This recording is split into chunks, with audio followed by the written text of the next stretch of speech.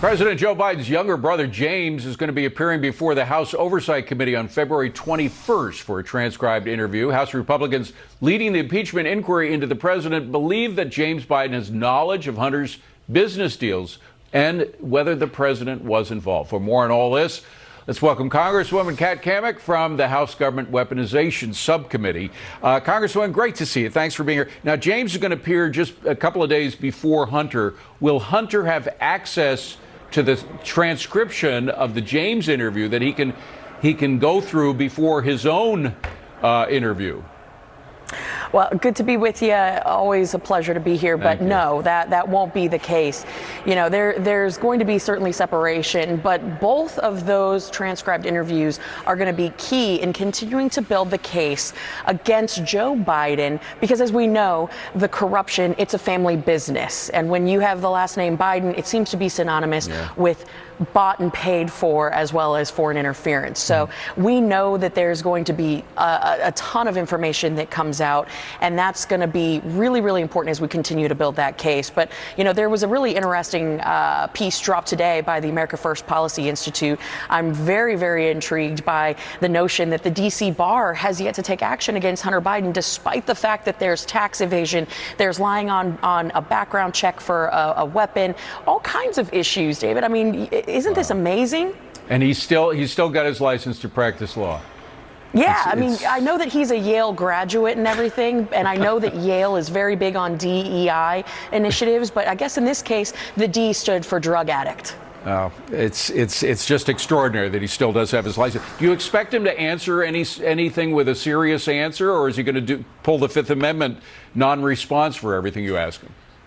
You know, on a serious note, I do think that much of what is happening with both James and with Hunter is really to distract from the things that are happening, the failures of the Biden administration, for example, the border. They're continuing to drag this out as long as humanly possible. Of course, we saw the stunt that he pulled at the steps of the Capitol, choosing not to comply, but then saying, oh, no, wait, we will comply. I think that this is actually a strategic play in order to drag this out as long as possible. Now, whether or not we get answers, I'm not sure. Let's get to something that involves your subcommittee and the whole issue of lawfare and all of the various cases against Donald Trump.